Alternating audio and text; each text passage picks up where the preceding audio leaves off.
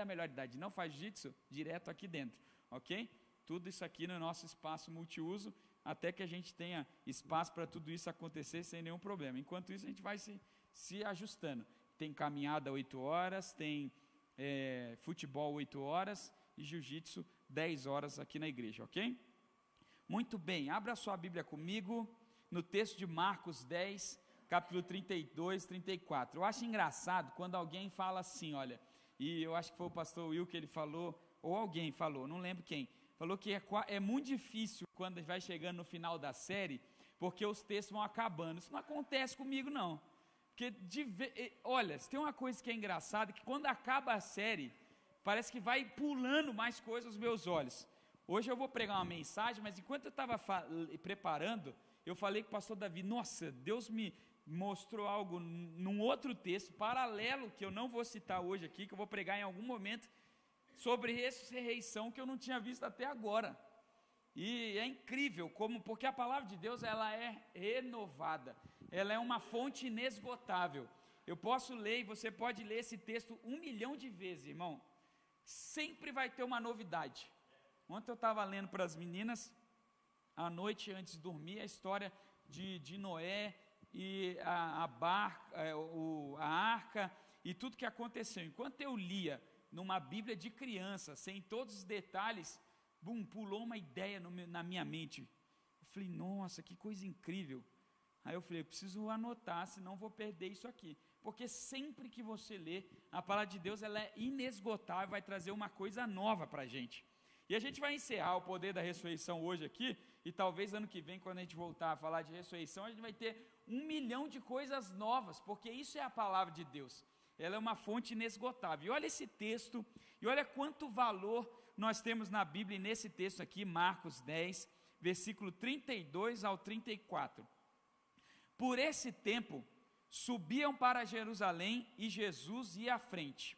Eu podia pregar só aqui, ó, e Jesus ia à frente. Eu não vou falar nada disso, mas foi isso aqui que eu já me encantou no texto.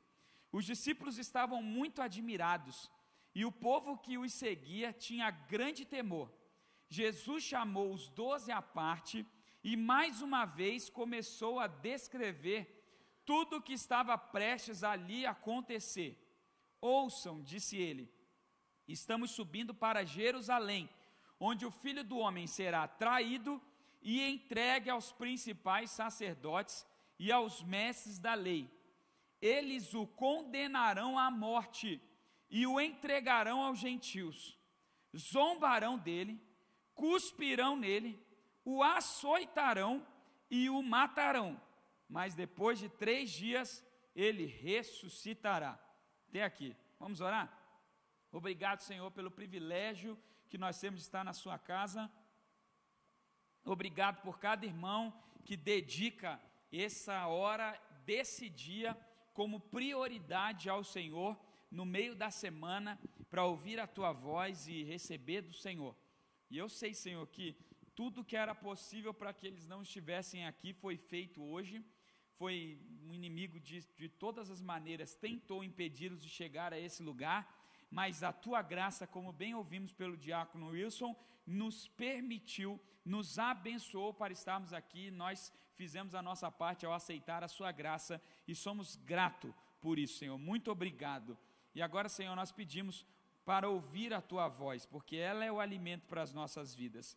Oramos em nome de Jesus. Amém. Olha, ao longo desses 3 anos e meio quase, eu tenho compartilhado com você, e eu acredito que você já aprendeu isso, que o reino dos céus é como um grande armário. Imagina aquela estação, né, de trem ou de metrô ou de ônibus antiga. A gente quase não vê isso mais, mas eu andei muito de ônibus, e você tinha um lugar, um armário, que as pessoas guardavam os seus pertences ali, o guarda-volumes, porque em algum momento ela tinha que sair e deixar lá. E esse guarda-volumes, ele tinha um segredo que você mudava muito rápido. Eu me lembro de um guarda-volumes que tinha na rodoviária, acho que de Cuiabá ou Campo Grande, não sei qual, né, nessas nossas idas e vindas para Rondônia, e parava o ônibus lá para almoçar, ou para tomar café, ou para jantar, e era 1, 2 horas às vezes, a gente tomava banho, numa viagem de 3, 4 dias de ônibus, né? Então a gente tomava banho, almoçava, ou jantava, ou tomava café nesse lugar, e a gente guardava a nossa mala nesse guarda-volumes, que tinha ali um segredo individual que você colocava e depois ele sumia. Tinha um esquema lá, tinha uma instrução, que era você colocar o segredo, apertar, e aí ninguém, nem o cara que trabalha ali, sabia como até que você abrisse aquele cadeado. Então o céu é exatamente isso, são vários compartimentos, o reino é exatamente isso, que você tem cadeados, segredos, que Jesus foi dando ao longo de todo o ministério dele, e a Bíblia vai nos mostrando ao longo de toda a história dela, que à medida que você vai descobrindo esses segredos, você é capaz de abrir esses compartimentos e receber as bênçãos prometidas por esse espaço, as bênçãos prometidas por Deus. A Bíblia está cheia de histórias assim, e eu gosto de olhar e perceber nas histórias quais são esses padrões ou esses princípios que estão escondidos ali e revelados, né? Porque Jesus, ele sempre escondeu os segredos da multidão e revelou aos discípulos. Isso é um padrão de Jesus. Os segredos não são revelados para todas as pessoas. Em Amós, no capítulo 3, versículo 7, Amós escreve assim: certamente o Senhor Deus não fará coisa alguma sem antes revelar os seus segredos aos seus servos, os profetas. Então existem segredos de Deus que não são revelados para todas as pessoas. Por exemplo, Jesus ensinava a multidão por meio de parábolas, e a multidão ficava com a parábola na cabeça, mas depois ele recolhia os discípulos e explicava os segredos das parábolas aos discípulos. O apóstolo Paulo fala isso em Colossenses, quando ele fala assim: o mistério que esteve oculto por todos os séculos, por todas as gerações, mas agora foi manifesto a nós. Ou seja, existe um ministério que bilhões de pessoas ao longo de todos os séculos e hoje, nesse mundo que nós estamos vivendo, não tem acesso e que nós temos acesso. E Jesus, ele é especialista, Jesus, ele ama revelar segredos para algumas pessoas. E você já está aprendendo ao longo dos 3 anos e meio que eu estou aqui, que segredo eu não revelo no domingo, porque eu não tenho tempo, eu revelo na terça-feira. Terça é dia de eu revelar segredo para você. E hoje eu quero te revelar segredos da ressurreição, que você talvez não tenha ouvido ao longo de toda a sua vida, e talvez não tenha ouvido nem nesse período, porque o segredo está oculto. E quando nós ouvimos, vocês ouviram ao longo desse mês, nas terças-feiras, sobre 3 milagres, ou melhor, sobre 3 ressurreições. Eu nem gosto de colocar a ressurreição na mesma bagagem dos milagres, porque o padrão da ressurreição é diferente do padrão do milagre.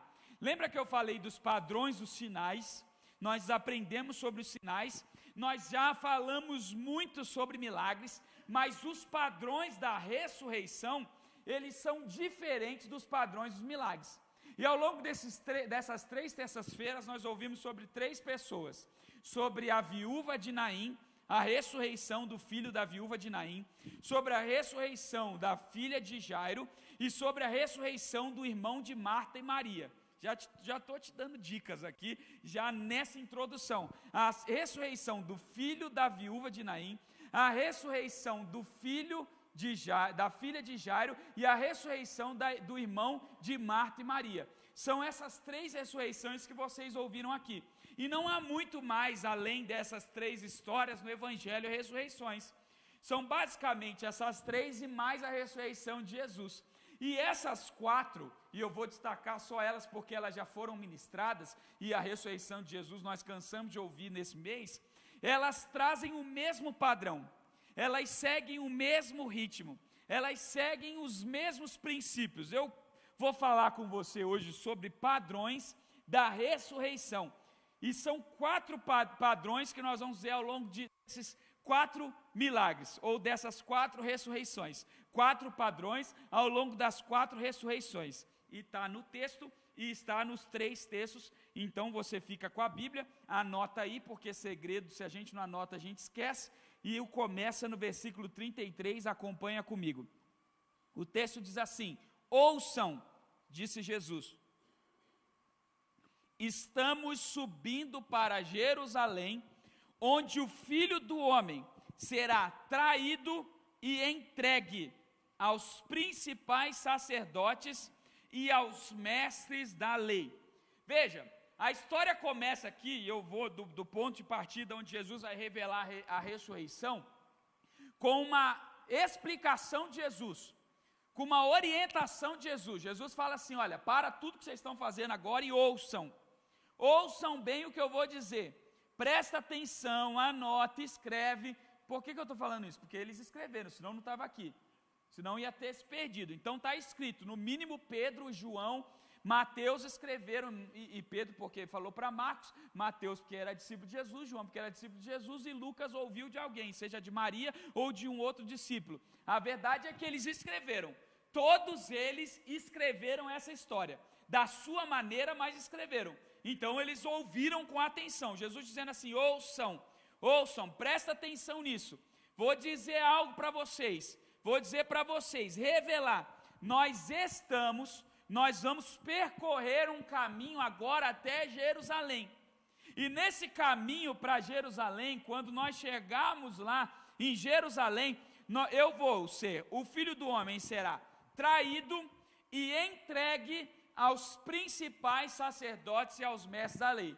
Muito bem, mestres da lei e sacerdotes, você já sabe que são os inimigos de Jesus, então não tem nenhuma novidade em saber que Jesus vai ser traído, nunca seria traído por um sacerdote e mestre da lei. Por que Jesus seria traído por um sacerdote e mestre da lei, se eles nem são amigos dele?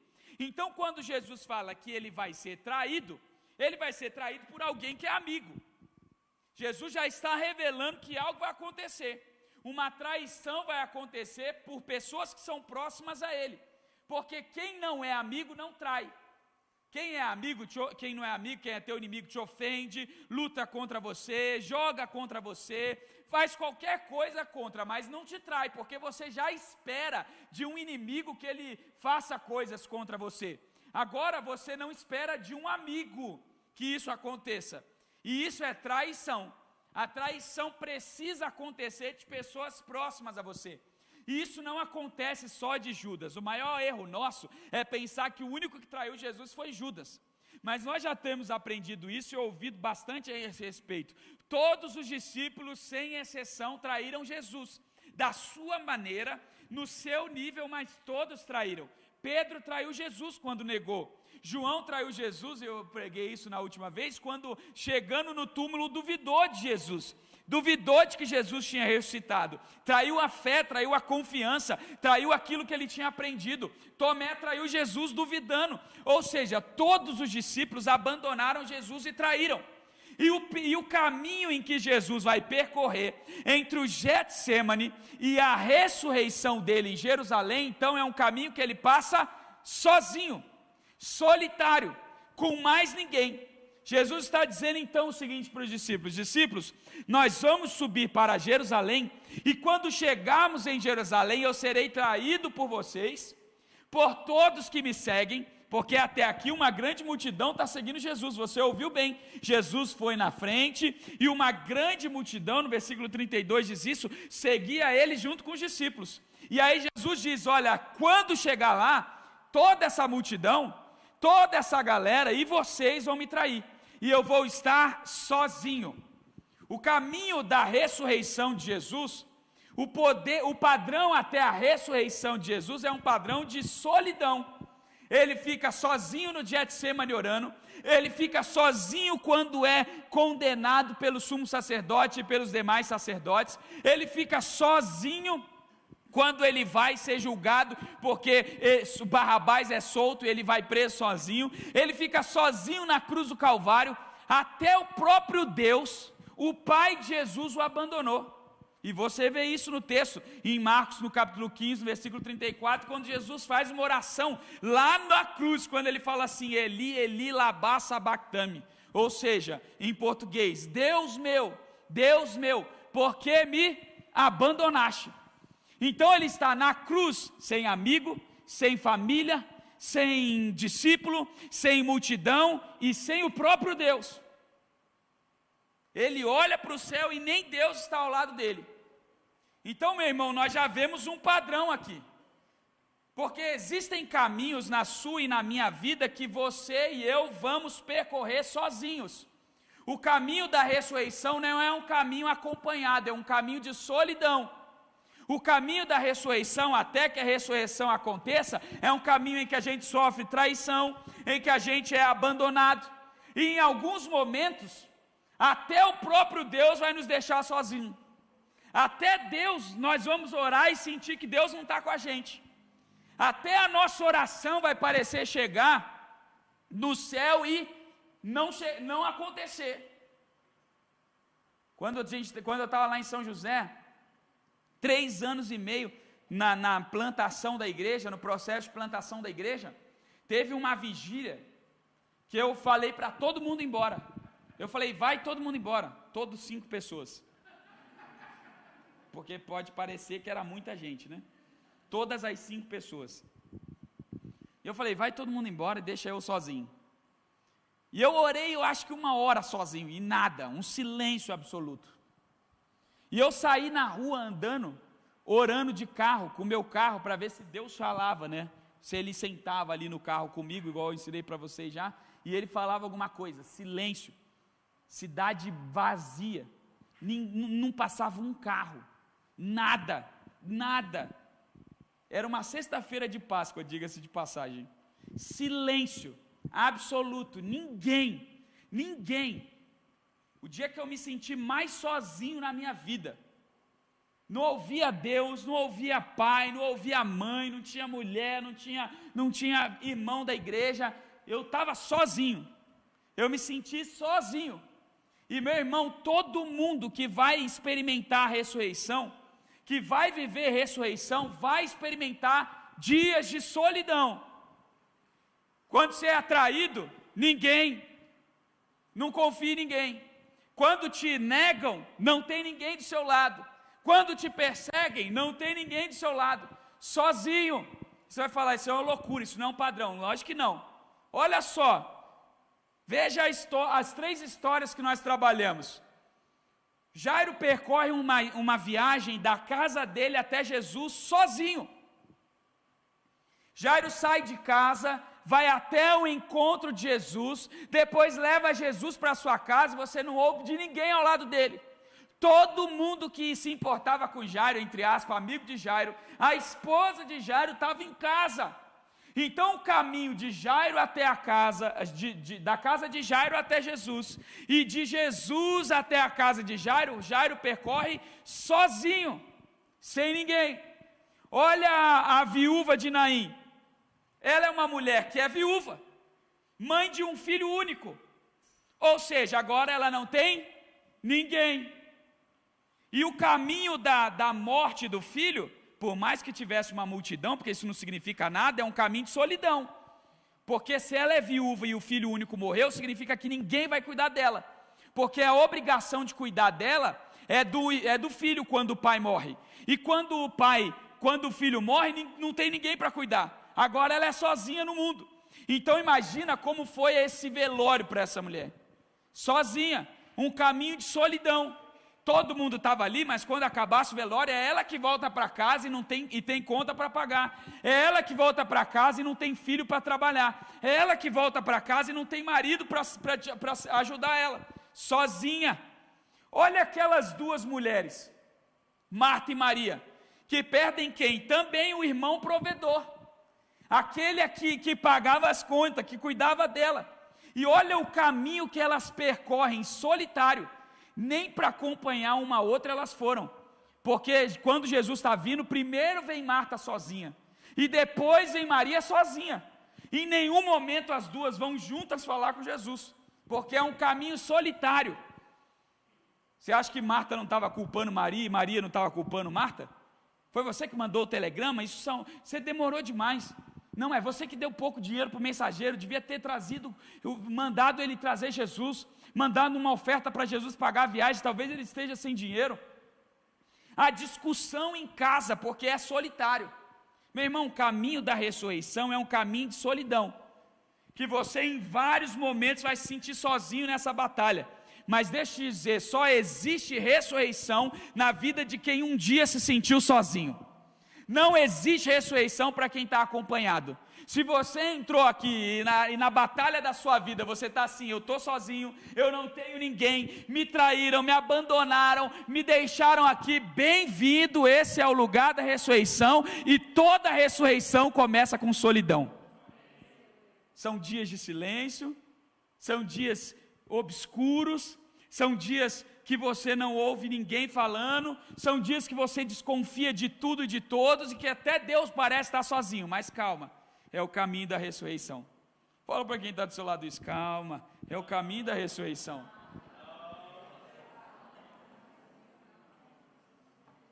Mas não para aí, eu falei que é um padrão e tem 4. Primeiro padrão é esse: existe um caminho que você vai percorrer sozinho. O padrão até a ressurreição é solidão. Às vezes você está em uma multidão e parece que está sozinho. Você está lá no metrô, aquela galera te apertando e você se sente só.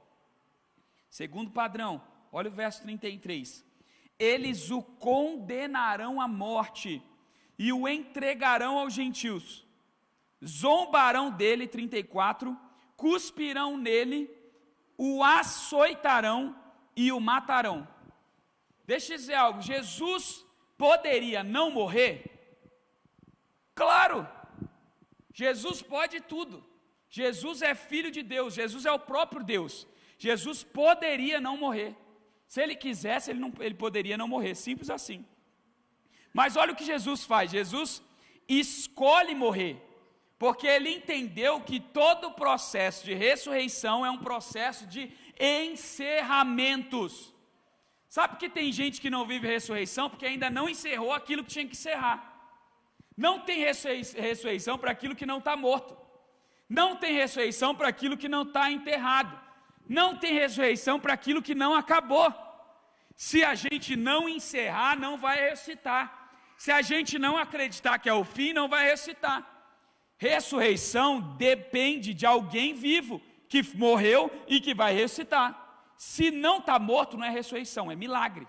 Por isso que não é o mesmo padrão, né? Tem alguém quase morrendo, ele não foi ressuscitado, ele foi curado.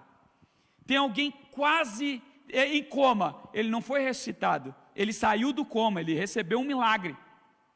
Tem uma causa que ainda está na justiça para ser julgada, quase impossível. Tudo bem, então ainda não foi julgada, tem um milagre que pode acontecer. Agora, quando o juiz decretou sentença transitada em julgado, já era. Quando o médico disse não tem solução, está aqui o laudo, não vai acontecer, está aqui o laudo, não pode. Quando está enterrado, tem ali o laudo dizendo morreu, está atestado de óbito, aí sim. Aí está encerrado, aí está acabado. Veja João 10, o que Jesus diz. Jesus fala assim: o Pai me ama, pois sacrifico minha vida para tomá-la de volta. Ninguém a tira de mim, mas eu mesmo a dou. Tenho autoridade para entregá-la e também para tomá-la de volta. Olha o que Jesus está falando.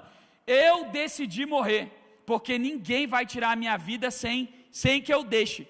Deixe algo, nada vai encerrar na sua vida se você não quiser. Nada vai acabar e vai morrer na sua vida se você não quiser. E enquanto não morrer, não vai ressuscitar. Sabe que tem alguns sonhos que não ressuscitam porque a gente não encerrou. Alguns planos que não ressuscitam porque a gente não encerrou. Alguns projetos que não ressuscitam porque a gente não encerrou. Eu lembro como se fosse hoje. Kézia não podia engravidar. Né? Não pode, né? Na teoria não pode. As meninas são milagres. E a gente foi indo a vários médicos, até que um dia alguém falou: olha, tem um médico em Curitiba, ele é dono da maternidade Curitiba, então é um médico top. Quando a gente entrou no consultório, tinha a foto daquela cambada de gêmeo, trigêmeo, quadrigêmeo, né? Porque todo mundo que faz esses tratamentos tem uma cacetada de filho junto, né? Que aí é inseminação, aquelas coisas todas. E aí nós falamos: caramba, esse cara aqui é bom mesmo, porque só tem foto de criança. E era um horário concorridíssimo lá em Curitiba. Aí chegamos lá, fizemos a consulta, ele falou: não, tem jeito sim. O jeito é esse, aquele outro e tal, não sei o que, ele vai fazer isso, aquele outro, beleza. Quanto custa? 1.500 por semana. Não tem jeito. Saímos dali e falamos, bom, Deus sabe que nós tentamos tudo. 1.500 não é nem o que eu ganho por mês, por semana, fora o resto das coisas. Naquele dia, irmão, encerrou todas as possibilidades, esgotou todas as possibilidades. Naquele dia nós matamos ali, acabou o projeto, acabou o sonho. E eu lembro que a gente falou, agora é só Jesus. Foi essa expressão que a gente disse, agora nós esgotamos tudo, só tem uma pessoa que pode fazer, Jesus. E foi batata, irmão, Jesus com a minha ajuda. Óbvio que se eu não fizer minha parte, não tem Jesus, né? Jesus não faz Jesus de novo, né? Jesus é uma vez só na história, Virgem Maria uma vez só, não vai ter mais. Então Jesus pode fazer, mas a gente tem que fazer a nossa parte. Então eu fiz minha parte, Jesus fez a dele, e vocês conhecem a história, está aí a Esther, a Elis, e quem mais Deus quiser mandar, porque continua sendo assim. Eu falo, alguém fala, vocês querem ter mais filhos? Olha, ela não pode engravidar. Então nunca teve nenhum método contraceptivo, como não tem. Se Deus quiser mandar hoje, Ele vai mandar. Se Ele quiser mandar, não vai mandar. Porque Ele é o Deus que faz. Mas teve que ter um encerramento. Teve que um dia eu enterrar um negócio ali. Eu acabar com tudo. E não foi só eu que fiz isso, não. Olha a viúva de Naim. A viúva de Naim está conduzindo o filho para enterrar. Ele está morto. Já está feito o velório e está indo enterrar. Olha Jairo, o Jairo quando chega em casa, qual é o diagnóstico que ele ouve? Já era. O que você incomoda o mestre? Olha Marta e Maria. Senhor, se o Senhor tivesse chegado um pouquinho antes, mas agora já cheira mal, já não tem o que fazer, tem que encerrar, tem que terminar. Meu irmão, deixa eu dizer algo, você não vai experimentar ressurreição enquanto não passar pelo encerramento. Enquanto não enterrar o que precisa ser enterrado. Às vezes a gente fica andando com um bicho morto dentro da nossa vida, vivendo por aparelhos, projetos que precisam morrer, colocando na UTI coisas na nossa vida que a gente tem que matar. Existem hábitos que tem que morrer para ressuscitar uma nova pessoa. Existem projetos que a gente tem que enterrar e falar, não vou fazer mais, para que Deus ressuscite. Existem sonhos que a gente precisa falar, acabou, já era, e confiar que Deus pode ressuscitar numa nova maneira, numa nova pessoa, de um novo jeito, porque ressurreição é nova vida, mas para que a nova vida comece, uma morte precisa acontecer. E às vezes a gente fica carregando algumas coisas, ali colocando na UTI, coisa que já deveria ser enterrada. Então enterra hoje aquilo que você precisa que Jesus ressuscite, mas enterra, fala assim, não quero mais, acabou para mim, eu não vou mais colocar isso, eu não vou sonhar com isso, eu não vou trabalhar com isso, eu não vou fazer mais isso, está aqui Senhor, agora se o Senhor quiser, o Senhor vai trazer vida de novo, mas eu estou enterrando,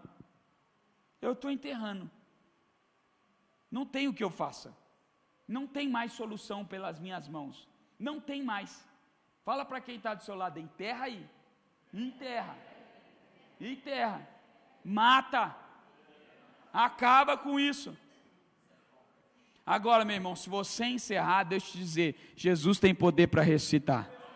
Se você enterrar, Jesus pode ressuscitar. E não importa se é num velório, não importa se acabou de chegar a notícia, ou não importa se já foi enterrado há 4 dias. Jesus ressuscita no caminho do velório, na chegada com a notícia quentinha e também quando já passou 4 dias de morte. De qualquer jeito, Jesus pode ressuscitar. Porque às vezes é isso que acontece com a gente, às vezes a gente demora a enterrar, né? Aí a gente leva anos para enterrar um negócio, aí de repente a gente enterra às vezes pelo aleatório. A gente fala assim, não vai dar mais certo. Já tentei de tudo, 15 anos sofrendo, esquece esse negócio. Aí quando a gente fala esquece negócio, enterrou. Aí quando enterrou, aí aparece, aí dá certo. E fala, nossa, mas agora que eu já estava esquecendo, sim, porque agora que tu esqueceu, que tu enterrou, Jesus ressuscitou. Não é isso? Mas tem um terceiro padrão, vamos lá, senão vocês vão sair meia-noite daqui hoje. Olha o verso 32. Por esse tempo subiam para Jerusalém e Jesus ia à frente. Os discípulos estavam muito admirados e o povo que os seguia tinha grande temor. Jesus chamou os 12 à parte e mais uma vez começou a descrever tudo o que estava prestes a lhe acontecer. Olha o que Jesus faz. Jesus está indo para Jerusalém, uma multidão está o acompanhando. Por quê?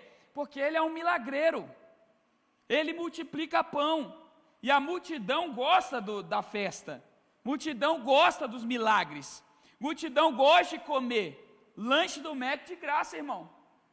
Mac Fish, pão e peixe free, de graça. Não é cupom que você ganha desconto, é de grátis.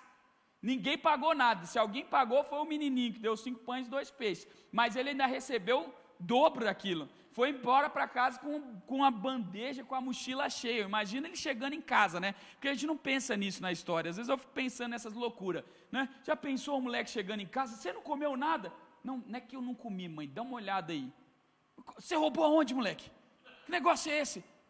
Não, mãe, né? Então, eu estava lá, Jesus, e aí me encontraram e pediram, e Jesus fez, para de contar mentira, moleque, que negócio é esse? A multidão gosta disso, irmão, a multidão gosta disso, mas olha o que Jesus faz, Jesus tira os discípulos à parte, e é a parte que ele explica, tanto a morte como a ressurreição.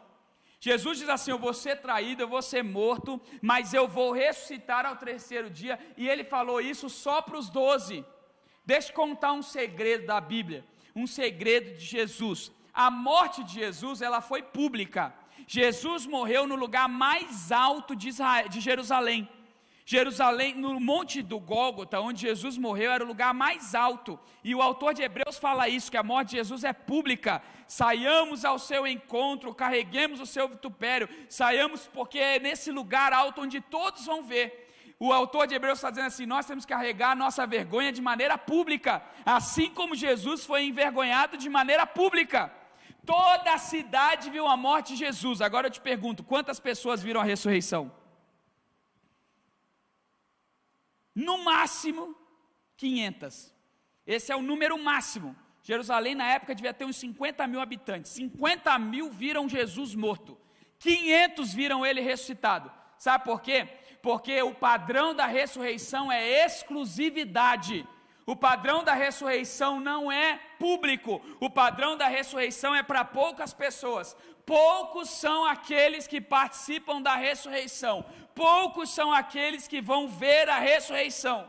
Em Mateus 28, 9, 10, quando Jesus encontra as mulheres, ele fala assim, olha, não tenham medo, mas vão e digam a quem? A meus irmãos.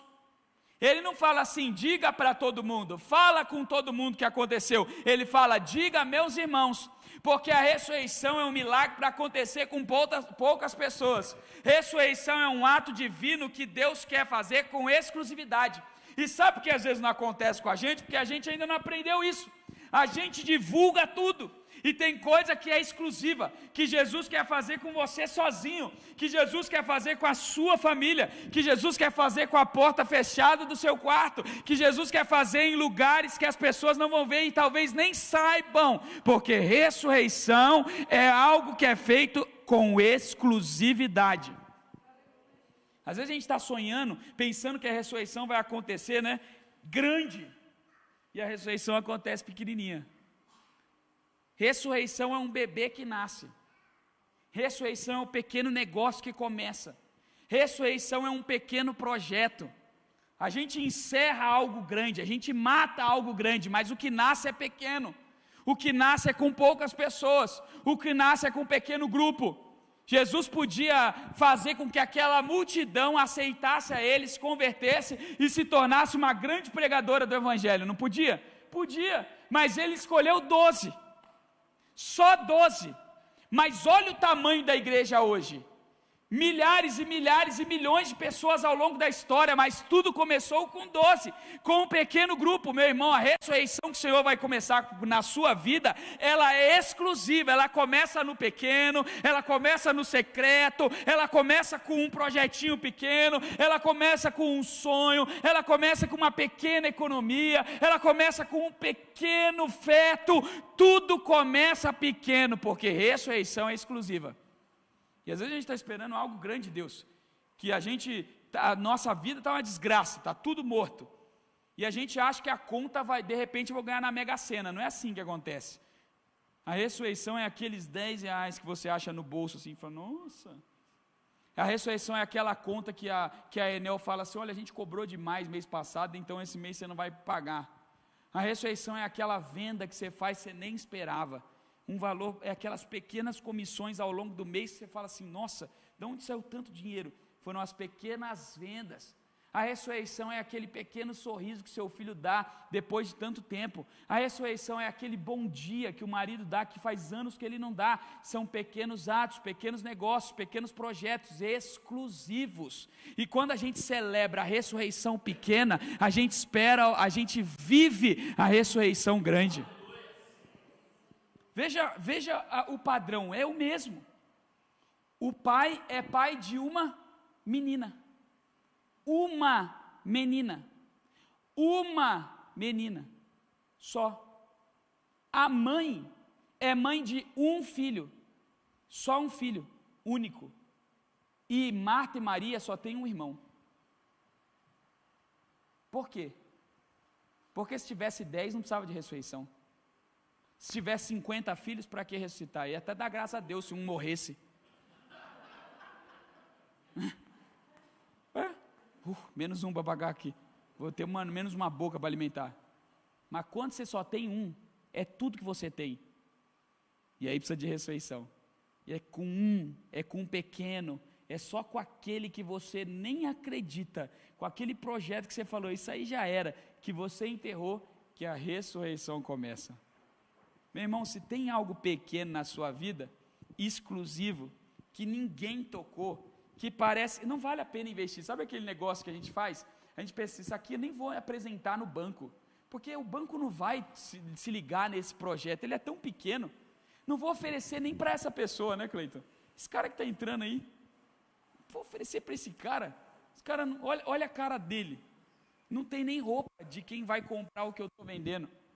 E esse dia será mesmo, não vou atender essa pessoa, não vou tocar esse projeto, é muito pequeno.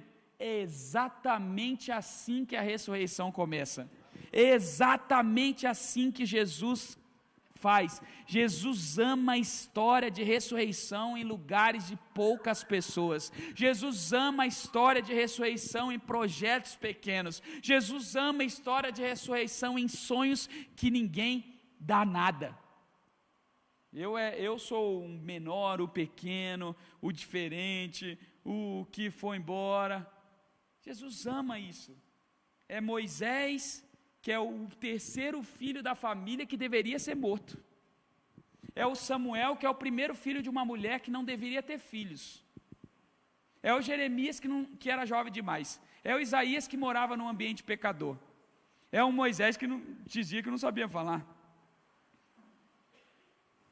É sempre assim. É o menino que nasce numa manjedoura. É o perseguidor da igreja que se torna o apóstolo dos gentios. É sempre algo que é pequeno aos olhos humanos, mas que é o início do grande projeto de ressurreição que Deus tem na nossa vida. A gente gosta de desvalorizar o que é pequeno, mas Jesus gosta de ressuscitar as coisas pequenas. Jesus ama. Agora, o grande segredo para mim, porque até aqui são padrões incríveis, mas agora tem um grande padrão, aqui é segredo, esse é segredo. Eu acho que eu vou pedir até o pessoal parar de transmitir, só para quem está aqui presencial, porque esse aqui é segredão. Mas sabe aquele segredão? Estou brincando, não devia estar brincando, mas estou. Esse é segredão, leia comigo o versículo 34, mas depois de 3 dias ele ressuscitará. O que eu disse aqui demais? Nada. Mas tem muita coisa aqui. Jesus começou essa conversa dizendo algo para os discípulos. Você lembra, versículo 33? Ele fala o quê? Ouçam. Então o que nós temos aqui é uma palavra de Jesus. É Jesus falando algo, não é isso? O que Jesus está falando?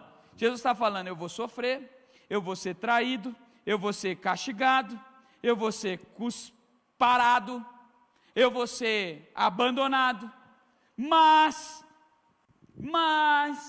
depois de 3 dias eu vou ressuscitar. O Filho do Homem, depois de 3 dias vai ressuscitar. E aqui, meu irmão, tem um segredo incrível para a sua vida, um segredo extraordinário. todos os milagres de Jesus, ou melhor, a maioria dos milagres de Jesus, dependiam de algo. Do quê? De um toque de Jesus. Com exceção de um ou outro milagre, e eu tenho minhas dúvidas, tá? Porque o único milagre que não tem toque de Jesus é da cura do servo centurião, que a gente não sabe qual é a condição dele, se ele já não estava morto. Pode ser que ele já estava morto. No resto, é tudo Jesus tocando. Jesus toca, Jesus toca, Jesus toca, Jesus toca, Jesus toca, Jesus toca. Em ressurreição, Jesus não toca, Jesus fala. Em ressurreição não tem nenhum toque de Jesus, tem a fala de Jesus. Aí vai falar, não, pastor, ele tocou no menino da viúva, não, ele tocou no esquife, é diferente, ele não tocou no menino, ele tocou como é que é o nome mesmo? No caixão, ele não tocou no menino, ele tocou no caixão. No menino ele não tocou, ele tocou no caixão, mas ele falou, ei, levante-se. Mas ele falou para o filho da viúva de Naim, levante-se. Mas ele falou para a filha de Jairo, Talita, levante-se. E ele falou para Lázaro, Lázaro, venha para fora. E quando foi que Jesus falou para ele ressuscitar? Aqui, acabou de dizer, ouçam, o filho do homem vai morrer, mas 3 dias depois ele vai ressuscitar. Ou seja, ressurreição não é um milagre, porque não tem toque. Ressurreição é uma declaração profética. Ressurreição é uma palavra de vida. Isso tem tudo a ver, meu irmão, porque a Bíblia diz em Provérbios 19, no versículo 21, e deixa eu confirmar, 18, versículo 21, que a morte e a vida estão no poder da palavra. Diz que todas as coisas em Gênesis foram criadas por intermédio da palavra, e o próprio Jesus é a palavra. Às vezes a gente está esperando um toque para que algo na nossa vida ressuscite, e não é toque, é palavra, é declaração profética. Jesus disse, Talita, levante-se. Jesus disse, menino, levante-se. Jesus disse, Lázaro, saia para fora, e disse para si mesmo, 3 dias depois eu vou ressuscitar. Existe uma palavra, existe uma declaração, existe uma ordem dada,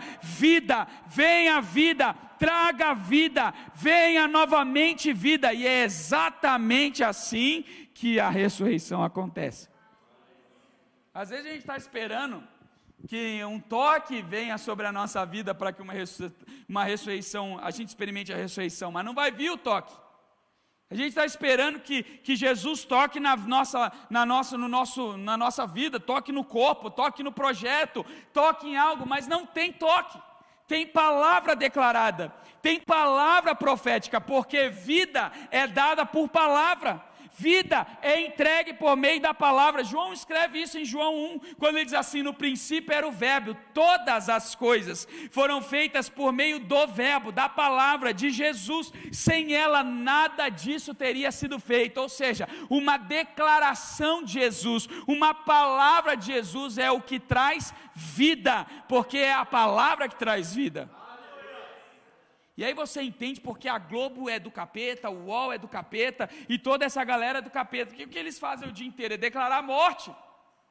Hoje eles só constataram aquilo que já é verdade absoluta. Não é verdade? Se você acessar esse site do UOL, que por acaso tem convênio com a Folha, que também é do capeta, tanto quanto o UOL, está escrito na capa do UOL assim, o carnaval é de Exu. Simples, é verdade. Quem tinha dúvida disso? Alguém aqui não sabia disso? Eles já sabem disso, a gente já sabe disso. E é por isso que eles odeiam tanto a gente, os crentes, a família, o nascimento. É por isso que é aborto. E defende o aborto, porque o aborto é uma declaração de vida, é uma palavra profética, é a confirmação de que Deus e de que Jesus continua ressuscitando, porque quando nasce alguém, é Jesus dando ordem de vida. Quando nasce alguém, é a ressurreição de projetos, é a ressurreição de sonhos, é a ressurreição de vida, é a ressurreição de futuro. Ele está dizendo assim, não acaba aqui esse mundo, não acaba aqui essa família, não acaba aqui essa geração, uma nova geração nasce. É por isso que declaram tanto contra a família, porque destrói a família, destrói a palavra, destrói Jesus. Mas toda vez que alguém nasce, toda vez que alguém declara, toda vez que alguém profetiza, toda vez que alguém sonha, toda vez que alguém lança uma palavra sobre um projeto, sobre um sonho, sobre um filho, sobre uma vida desgarrada, uma vida perdida, um filho perdido, toda vez que alguém faz uma declaração, ele toma parte em Jesus e ele de novo traz ressurreição. Veja, nós temos um ventre morto, Diana, um ventre morto, e não vem um toque de Jesus, vem uma declaração. Nós temos um ventre morto de Isabel, mulher de Zacarias, estéril, velha, e não vem Deus descendo do céu e falando com ela, vem uma palavra, um anjo, você vai dar luz. Nós temos Sara, outra idosa, sem filhos, e não vem o Deus do céu e desce e toca como tocou em Jacó, podia tocar no lado dela e curar, não, vem uma palavra, em ti serão benditas todas as famílias da terra. Porque ressurreição é palavra profética. Toda vez que Jesus ressuscita algo, não é por meio de um toque. Você está lá tocando, trazendo, e os crentes aí, coitado, estão fazendo tudo isso, um monte de lugar, e enquanto Jesus está falando assim, só declara, meu amigo, só declara, só traz vida para esse ambiente. Toda vez que você reclama, você traz morte. Toda vez que você xinga, você traz morte. Toda vez que você abre a porcaria da TV nesse canal, traz morte para o seu ambiente. Mas quando você liga numa música, quando você liga numa canção, quando você liga numa oração, quando você liga na casa de oração, quando você liga no culto, quando você ouve algo que é bom aos seus ouvidos, você está trazendo vida, ressurreição, ressurreição, palavra profética de vida para aquilo que está morto. Jesus podia ir lá e tocar em Lázaro, mas ele falou, não, Lázaro, vem para fora. Jesus podia tocar em nós, mas não é esse o padrão. E quando você entende o padrão, meu irmão, você se apropria de algo poderoso demais. Porque é igual fórmula matemática. Você aprendeu a fórmula. Você lembra que você aprendeu a fórmula de Bhaskara? Você nem lembra mais o que é isso, né? Mas eu lembro mais ou menos. Menos 4, x, a, c, não sei o que, cedilha, w, raiz quadrada. Era mais ou menos isso. E o seu professor te falou assim, olha, você vai resolver hoje nós vamos resolver essa equação de segundo grau.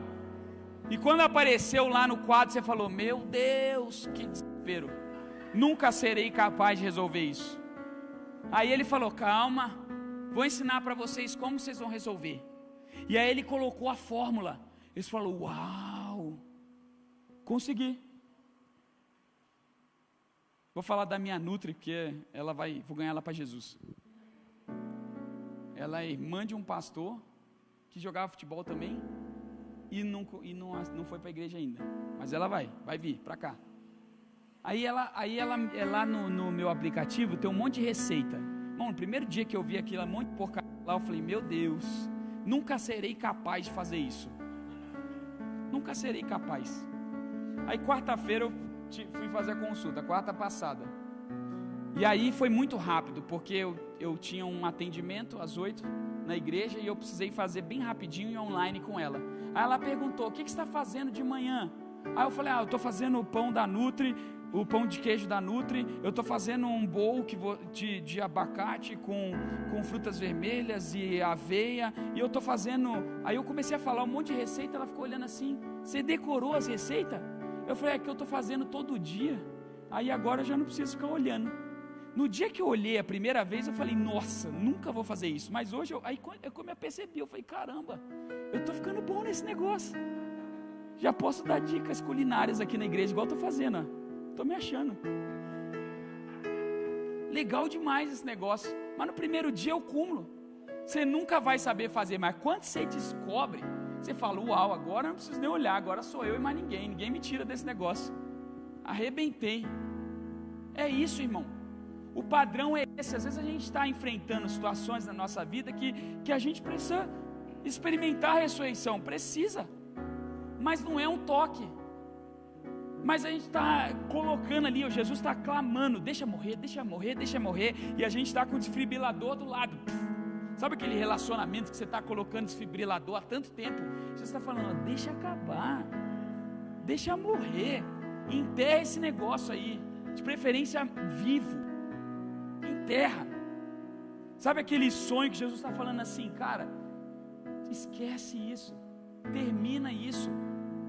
Sabe aquele dia que você está se sentindo sozinho, que nem ouve Jesus, e lá no fundo Jesus está falando para você assim, relaxa, hoje é sexta, domingo vem aí, tem 3 dias, não esquenta, não vai ressuscitar se você não ficar sozinho, não vai ter ressurreição se você não passar 3 dias de silêncio. Tem dia que a gente tem que ficar em silêncio, e a gente quer falar, quer contar para todo mundo o problema. Cala a boca, fica só, para de compartilhar. Tem gente que fica desesperado para contar o problema, para ver se alguém traz um desfibrilador no problema dele. Aí ele vem no pastor Samuel, o pastor Samuel fala, esquece. Aí ele se dá mal, porque ele vai no pastor da Bíblia, o pastor fala, esquece. Vai no Will, esquece. Aí ele fica procurando alguém que tem um desfibriladorzinho ali para dar um choquezinho naquela porcaria que já era para ter morrido. Irmão, começa a declarar vida sobre aquilo que está morto. Se tem algo que Jesus ama, são pessoas que declaram vida sobre a morte. Jesus ama isso. Jesus ama isso. E Jesus quer fazer isso com você. Você crê nisso? Hoje a gente vai orar diferente. Vai orar diferente. Porque você já aprendeu. Ninguém vai tocar você hoje aqui. Estava até no programa, mas agora nós aprendemos. Para que alguém vai tocar? Hoje você vai declarar profeticamente vida sobre aquilo que você precisa que seja ressurreto. É isso. Senhor, eu profetizo vida. Eu profetizo a ressurreição desse sonho. Senhor, eu profetizo a ressurreição dos projetos, do meu casamento, desse filho que está há tanto tempo longe dos caminhos, Senhor, da minha conta bancária, Senhor, ressuscita a minha família, ressuscita a minha vida. Vamos fazer isso? Você pode ficar de pé?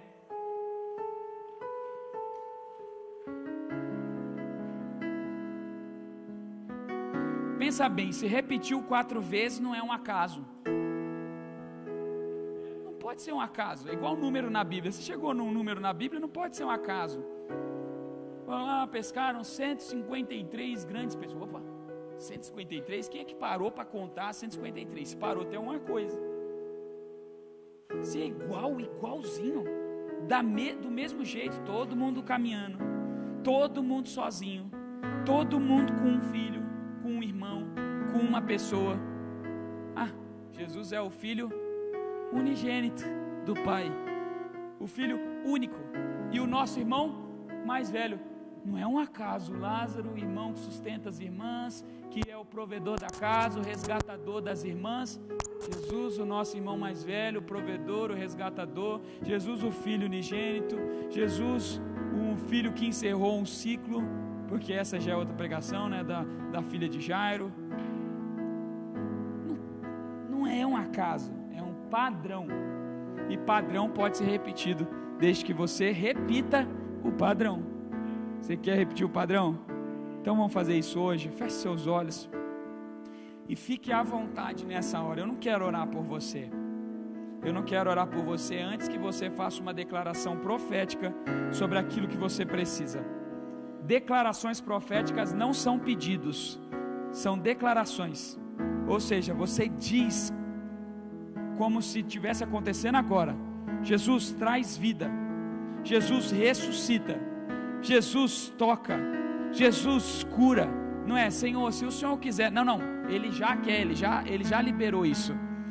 Ele já liberou, quando Ele morreu na cruz e ressuscitou, já foi aberto. Então faça uma declaração profética disso. Jesus cura a minha família, Jesus salva o meu filho, Jesus traz vida ao meu casamento, Jesus ressuscita o meu ventre, Jesus ressuscita esse sonho X, Y, Z. Jesus ressuscita esse caso. Eu encerro hoje todo esse projeto e plano que eu estou aqui carregando comigo, que eu já devia ter terminado, Senhor. Hoje eu termino aqui, encerro aqui e peço, Senhor, ressuscita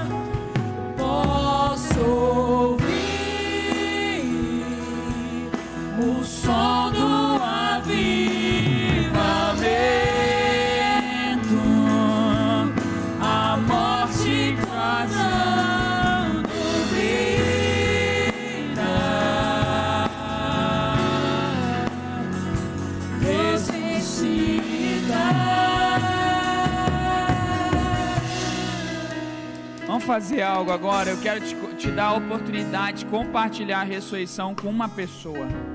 Você aprendeu que é um processo que você compartilha com poucas pessoas, que testemunha com poucas pessoas, e você vai ter oportunidade de compartilhar e testemunhar com alguém agora. Você pode fazer isso, acha uma pessoa. Se você é da mesma família, lindo, já fica junto aí. Se você está sozinho, acha alguém, acha um irmão da sua igreja, uma pessoa, no máximo duas, e você vai cada um fazer uma declaração sobre a vida do outro. Então, se puderem, pergunte aí um ao outro, fala assim: olha, o que eu posso te ajudar hoje, fazer uma declaração profética na sua vida? Você que é família, qual que é a declaração profética na nossa família? Qual que é a declaração profética no nosso casamento? Você pode fazer isso, e um declara sobre a vida do outro profeticamente. Faça isso agora, acha alguém aí, vira de frente para essa pessoa, não fica sozinho não.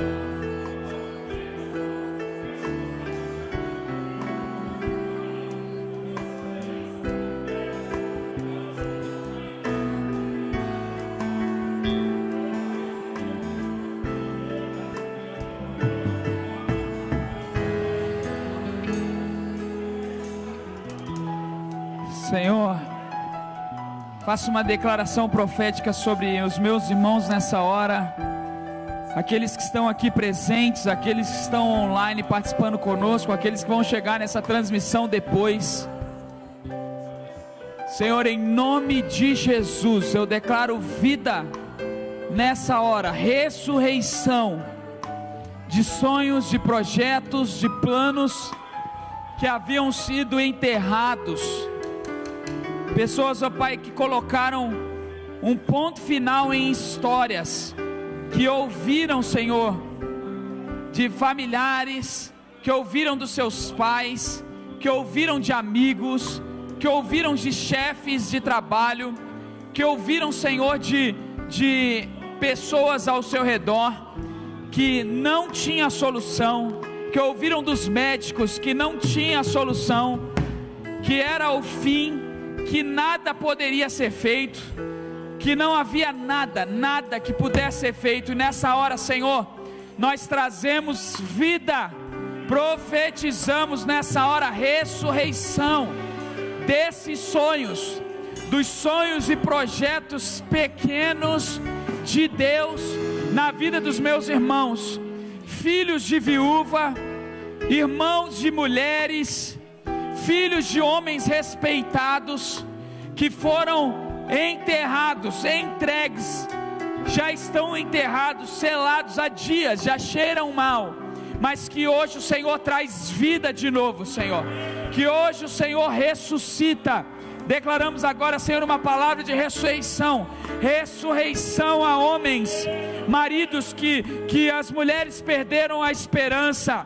Ressuscita, ressuscita, marido, ouça a voz do Senhor agora, do dono da vida e da morte. Ressuscita, filhos que foram perdidos, ressuscitem agora, ouçam a voz de Jesus, que declara a sua ressurreição, de esposas que já se entregaram, já desanimaram, já perderam a esperança.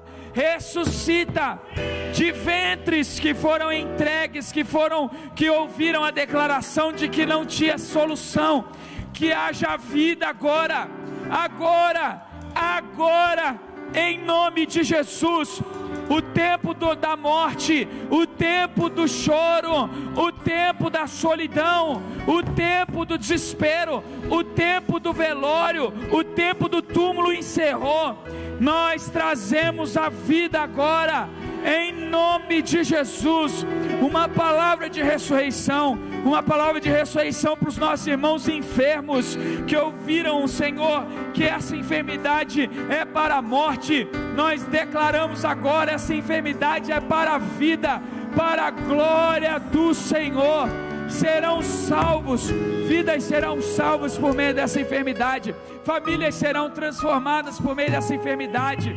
Senhor, declaramos vida agora a todo sonho e projeto de emprego, de faculdade, de viagem, de férias. Nós trazemos agora vida, em nome de Jesus. Nós trazemos vida agora, em nome de Jesus, aos sonhos dessa igreja, Senhor, que há tanto tempo foram enterrados. Quantas pessoas passaram por esse lugar e falaram: eles nunca serão grandes, eles nunca terão impacto, eles nunca farão algo diferente nesse lugar. Já passou a época deles, já passou o tempo deles. Nós enterramos essas palavras agora, Senhor. Nós entregamos essas palavras e nós trazemos vida, Senhor. Vida a todo sonho, a todo projeto, a todo plano do Senhor sobre a igreja de Itaquera. Vida, Senhor, aquelas pessoas que ouviram que elas não servem para nada. Vidas para aqueles que ouviram que eles são, ó Deus, a escória dessa sociedade, que eles não prestam, que não há um lugar para eles, que eles ouçam a voz do Senhor e cheguem a esse lugar e se tornem um exército do Senhor nesse lugar, de homens e mulheres que ressuscitaram em Jesus. Eu declaro agora, Senhor, uma palavra de ressurreição, uma palavra de ressurreição, uma palavra de ressurreição. Lázaro, Marta, Maria, Talita, Bruno, André, Jéssica, Adriano, ouçam a voz do teu Senhor. Ressuscita agora. Venham para fora, venham para fora, venham para fora. Levantem-se da sua cama, levantem-se desse túmulo, levantem-se desse esquife, saiam desse lugar e retornem à vida, em nome de Jesus, em nome de Jesus. Aleluia, aleluia. Se você crê nisso, dê glória ao Senhor, exalte a Ele, adore a Ele.